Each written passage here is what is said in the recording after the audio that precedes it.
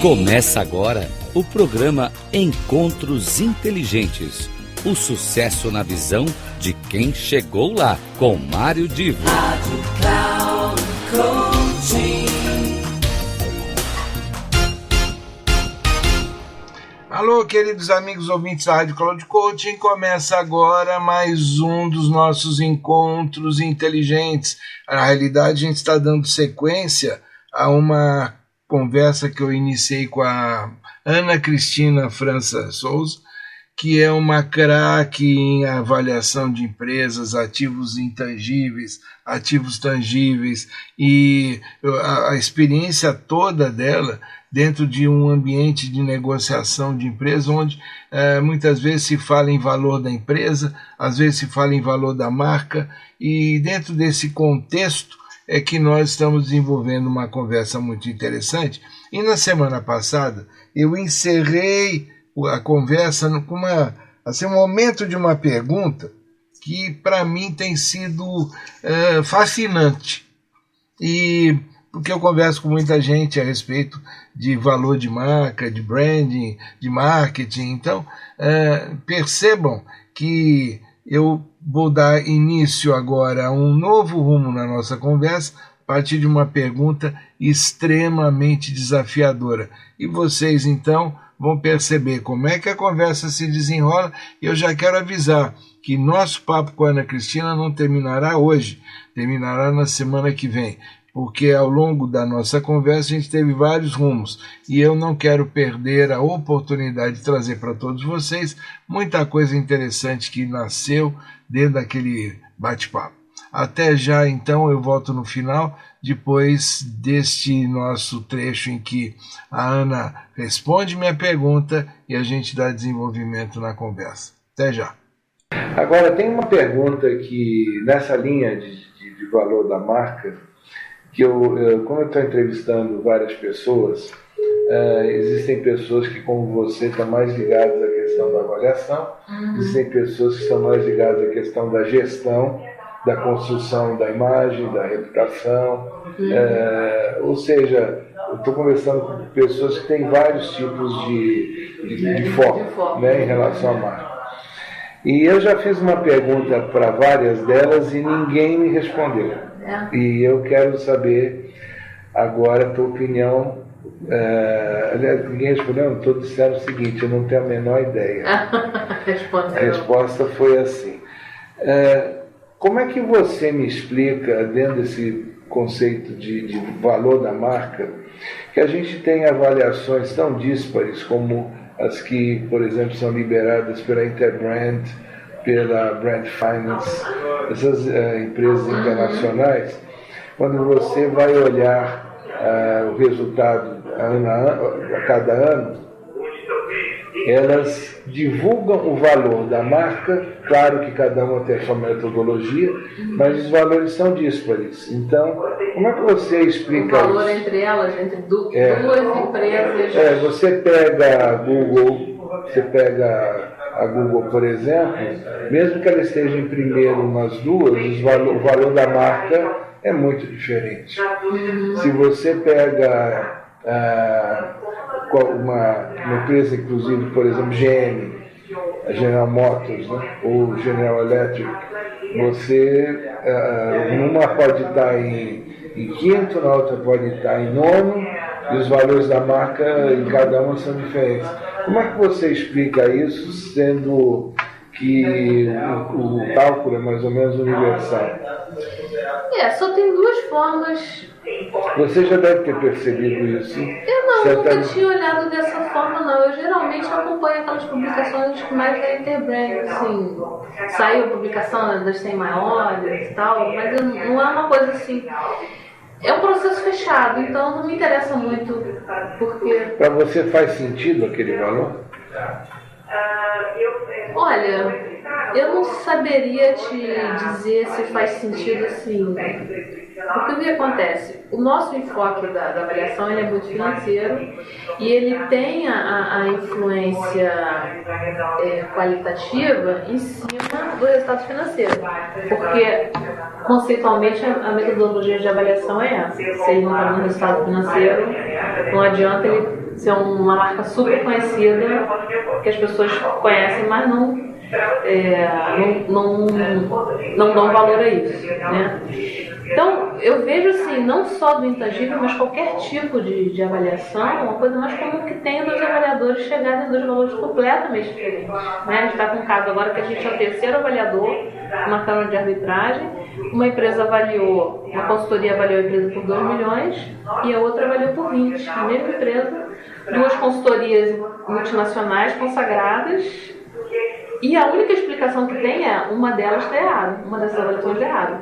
Ou as duas, né? Ou as duas, no mínimo uma está errada. E a gente foi a terceira para dar esse voto de Minerva aí, de escolher esse valor.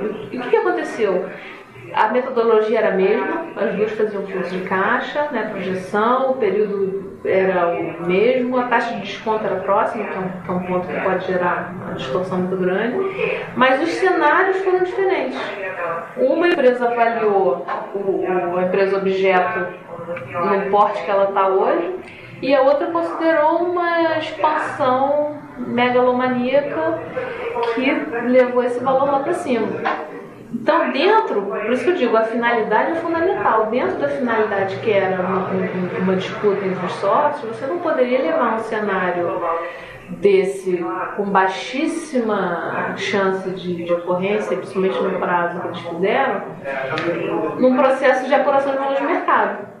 Se essa avaliação fosse para uma tomada de decisão, vamos investir nessa expansão ou não, qual vai ser o retorno desse capital, você pode simular qualquer cenário mirabolante para tomar uma decisão interna. Quando você está como avaliador independente entre duas disputas, você não pode, eticamente você não pode fazer isso, né? Então essas avaliações genéricas, para ranquear, cada empresa pode adotar um cenário baseado até no volume de informação que ele tem, né? Porque para você faz sentido comparar o valor da marca de uma empresa de um determinado segmento com o valor da marca de uma empresa de outro segmento? Cara, faz muito pouco sentido. Desse caso de ranking, assim. Tanto não faz muito sentido que não é uma coisa que eu acompanho muito, né? Isso pra mim é mais uma curiosidade. Olha, eu acho que faz mais sentido você comparar em relação ao exercício anterior, se aquela marca valorizou ou não, do que uma com a outra. Porque você comparar a Coca-Cola com uma Texaco, eu não vejo muito sentido prático disso. É mais uma coisa até de vaidade, né? Pô, minha marca está lá entre os top 10. Porque, primeiro, eles só fazem isso para empresas de capital aberto, né? Eles partem só daquelas informações públicas. Você pegar grandes empresas aí. Exatamente. Ele tem esse lado, mas eles fazem pesquisas para cada uma das marcas, eles fazem pesquisas junto ao mercado. Sim, né, de nível de conhecimento, né? Que é da força da marca. Eles tentam avaliar exatamente a força da marca. Eu para mim, uma avaliação está muito ligada à finalidade. Eu não sei, esses estudos, eu não sei assim, a finalidade deles qual é, né? Eu quero só mostrar que eu sei fazer, eu quero só comparar uma com a outra. Então, para mim é uma informação meio perdida. Eu não uso essa informação para nada no meu dia a dia assim, prático. Acho interessante, se alguém as pessoas geralmente até me mandam, você viu que saiu, você pesquisa, eu olho caramba, tal. Mas não é uma coisa que tem uma clareza pro leitor, né? Ele é uma informação quase que mais de curiosidade do que técnica. Esse, como eu disse, esse é um primeiro artigo. Ele vai tentar explorar exatamente, conceitualmente falando, como é que a academia interpreta Brand Equity e Brand Value e as derivações em torno. O segundo artigo, na realidade eu já vou para o terceiro, de pegar emendando aqui na nossa conversa. O terceiro artigo, ele é focado em valor da marca, das marcas globais, e aí eu quero avaliar um modelo longitudinal hierárquico, em que eu vou ter para cada marca global, nas marcas globais, para cada marca eu sei o país de origem da marca, eu sei qual é o segmento de negócio que ela pertence. Eu tenho para cada ano, desde 2007 até agora, eu tenho a força da marca e como é que ela variou, 2007, 2008, 2009. Essa força da marca é dada numa escala de 6 pontos. E eu tenho o valor da marca. Isso que eu estou dizendo, eu tenho, na realidade, são os dados publicados pela Brand Finance. Dados públicos, né? Portanto, desde 2007 até 2014, passando nesse período por 2008, que foi um ano em que muita coisa aconteceu. E no meu estudo, o que eu quero verificar é o seguinte: estatisticamente, qual o poder de explicação para valorização ou desvalorização da marca nesse período, do país de origem, da força da marca e da sua... tem um aspecto longitudinal, mas o país de origem, a força da marca e os segmentos de negócio. Por exemplo, o segmento de negócio, na sua opinião, ele protege o valor da marca? As marcas, elas variam para cima ou para baixo o valor dentro do mesmo segmento? Com certeza, eu acho que... eu estava conversando com uma amiga que está fazendo mestrado também, e a pesquisa dela é a importância da marca corporativa no setor farmacêutico, né, nos remédios genéricos.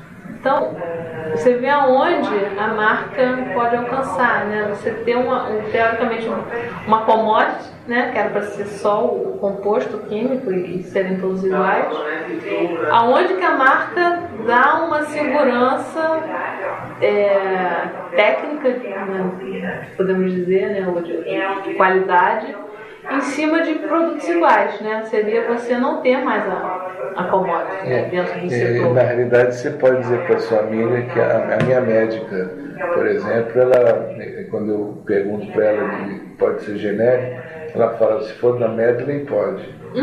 Exatamente. Então, ou seja, a Medley ganhou uma confiança em relação à fabricação, ainda está fazendo uma commodity. Pois é, então, alguns setores, esse é um exemplo, em que a marca realmente é um ativo que faz total diferença. Então, existe uma tendência àquele ativo ser tratado estrategicamente de uma forma diferente do que um outro setor em que a marca não é talvez tão impactante na geração de receita, mas talvez um outro ativo, né? Uma tecnologia, um software, né? Então, com certeza eu acho que o setor tem uma influência muito grande. Até porque a gente, quando vai fazer uma avaliação de qualquer ativo, e você, por uma abordagem da renda, em que você vai tentar mensurar essa taxa de desconto, a análise setorial é primordial, porque você compara o comportamento daquele setor em relação ao mercado como um todo, né? Se ele é um setor que ele é sensível, ele acompanha a variação do mercado, se ele varia mais do que, né, a correlação da variação do valor daquelas ações com a variação média do mercado, se ele é maior, se ele é menor, ou até se ele é inverso, né? Quando todo o mercado sobe e cai. E você também avalia o comportamento da empresa dentro do mercado dela, comparativamente aos concorrentes. Sim, sempre. Que é isso que define o cenário, né? Porque na verdade quem precifica é o mercado. O avaliador, ele tem métricas de estimativa que tentam capturar o racional da cabeça do investidor, né? O racional ou o irracional, né? Mas o caminho como o investidor, como o mercado precifica aquele ativo, né? Então, e o avaliador, ele sempre vai estar um pouco defasado, porque ele tem que ter um distanciamento para uma observação, né, passada, para orientar essa projeção futura que você vai fazer. Então, o investidor hoje provavelmente já está tendo uma percepção diferenciada e o avaliador ainda está olhando um pouco, né, o que aconteceu ontem. Né? E eu vejo que eu estou especulando a sua experiência e a sua percepção a respeito do assunto de alguma coisa que eu vou aplicar lá no modelo e vamos ver o resultado. E o país de origem, você acha que de alguma maneira para essas grandes marcas o país de origem influencia a valorização ou não da marca? Com certeza. O carimbo de país protege ou não? Com certeza, porque você tem desde a questão cultural, né, da tradição daquele país naquele segmento, e você tem também o risco país, né? Então, se eu estou fazendo uma avaliação de uma marca aqui no Brasil, o mercado brasileiro tem uma percepção do risco Brasil muito menor do que o investidor estrangeiro.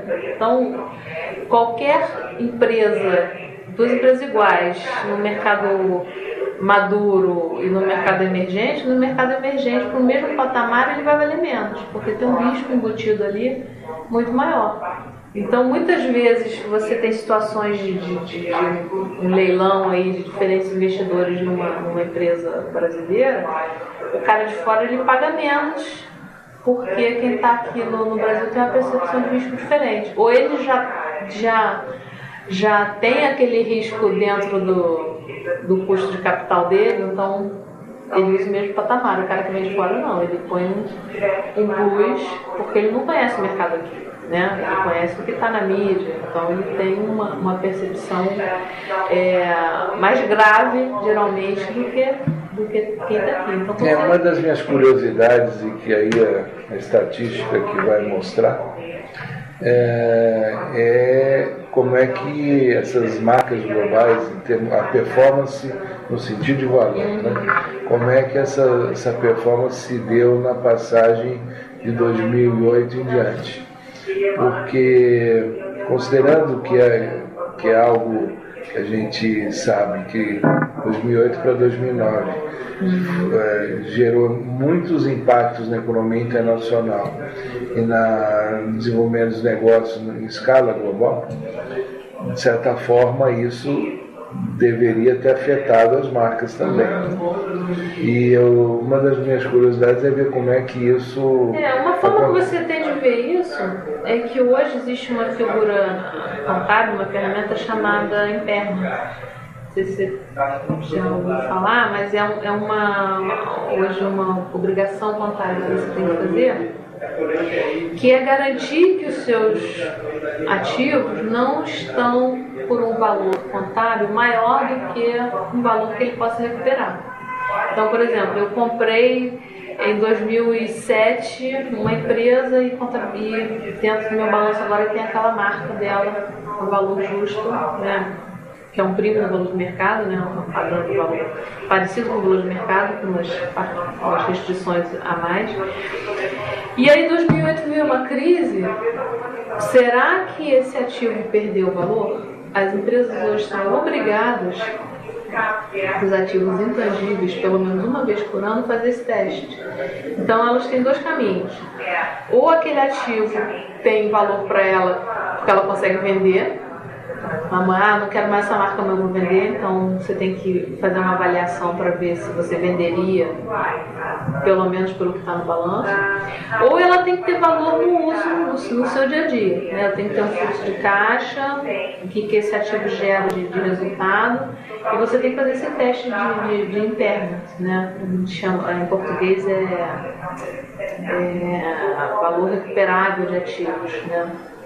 O tangível você tem que fazer quando existe algum indicativo de perda de valor, né? Ou macro, ou microeconômico, ou de mudança estratégica, né? Está sobre a inflação, o valor disparou, ou você descontinuou uma linha de negócio e tal. O intangível, por ser muito mais sensível, você é obrigado a fazer todo ano. Então, uma forma que você tem, talvez, de checar isso é pegar um setor, não vai conseguir fazer em tudo, mas pegar, pelo menos essas empresas que você vai alimentar na sua base e botar lá uma variável, teve redução por internet ou não, né? Ou até ver qual foi essa redução. E aí o que é uma fórmula? Não, você faz isso, você pode contratar uma empresa ou você pode fazer isso internamente, fazer essa mensuração do valor líquido de venda ou do valor em uso e comparo com o meu valor contábil. Então, se eu tenho contabilizado a 100, eu fiz essas duas abordagens de cálculo e deu 80, eu tenho que reduzir esse meu 100 para 80. No comecinho de 2009, janeiro, fevereiro... Agora, isso é internacional? Isso é uma prática internacional. Hoje o mundo inteiro faz, porque o mundo basicamente é dividido entre o padrão americano e o IFRS, né? Tanto o IFRS quanto o US GAAP, nas duas correntes contábeis você tem que fazer. Então no Brasil, por exemplo, as empresas são obrigadas, toda empresa, né, de capital aberto sujeita às IFRS tem que fazer. Quer dizer, então, essas empresas todas macro, elas devem ter, essas empresas globais, se elas têm essa marca contabilizada próxima do valor do mercado. O que acontece? O ativo que você desenvolve internamente, se você pegar, por exemplo, uma Coca-Cola, a Coca-Cola nunca foi vendida, né? Ela está lá desde que foi criada dentro da própria empresa. Provavelmente o valor contábil dela é pequeno comparado ao valor de mercado. Porque você só pode registrar contabilmente a valor justo, o valor do mercado, quando você compra um ativo de alguém. O que você desenvolve internamente, você não... Então, você pegar lá o balanço da Axis, a gente está lá com o valor. Só o que a gente teve de investimento, né, de advogado, desenvolvimento da marca, não tem ali o valor com todas as potencialidades. Mas se alguém pegar uma multinacional e comprar a Axis, essa empresa que comprar vai ter que avaliar essa marca no mercado e registrar. Aí eu fui no congresso no comecinho de 2009 só sobre o valor justo e tinha, uma das palestras foi com um diretor lá da SEC, né, que é a nossa CVM, e ele falou, nesse ano a empresa que não tiver perda por impairment, ela vai ser fiscalizada, porque a gente teve um fator macroeconômico aí de uma crise sem precedentes desde a década de 30, em que todo mundo perdeu valor. A empresa que falar que fez o teste e não perdeu o valor dos ativos, ela vai, com certeza vai ser fiscalizada, porque existe um indicativo enorme que todo mundo perdeu o valor, né? Então essas crises têm esse poder grande de teoricamente derrubar todo o mercado, né? Não tem nada a ver com meu estudo, não, mas é uma curiosidade que me surgiu aqui. Isso que você falou das empresas todas perderam o valor no ativo, isso não parece o caso de bolha? Em que você na economia, você vai gerando uma bolha, e uma bolha alimenta outra bolha, e de repente vem alguma coisa e ajusta tudo para um padrão menor. Pois é, pessoal, aí estamos nós já com o final desta segunda parte da gravação da Ana Cristina, e eu terminei com uma pergunta para vocês já ficarem pensando. Será que muitas vezes essa coisa de avaliação de ativo, ou quando alguma empresa ela mexe com os valores dos seus ativos, não tem a ver com essa história de bolha? Não sei, ela vai responder na semana que vem. Eu fico aqui com o meu agradecimento sempre muito especial pela atenção de vocês e conto com a presença de todos para mais um dos nossos encontros inteligentes na semana próxima.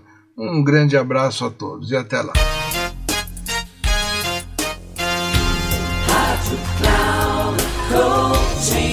Terminando Encontros Inteligentes, o sucesso na visão de quem chegou lá, com Mário Divo.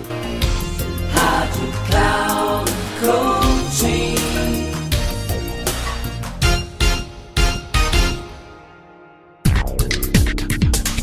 Não perca Encontros Inteligentes, o sucesso na visão de quem chegou lá, com Mário Divo. Sempre às terças-feiras, às 8 da manhã, com reprise na quarta às 12 horas e na quinta, às 16 horas, aqui na Rádio Cloud Coaching. Acesse o nosso site radio.cloudcoaching.com.br e baixe o nosso aplicativo na Google Store.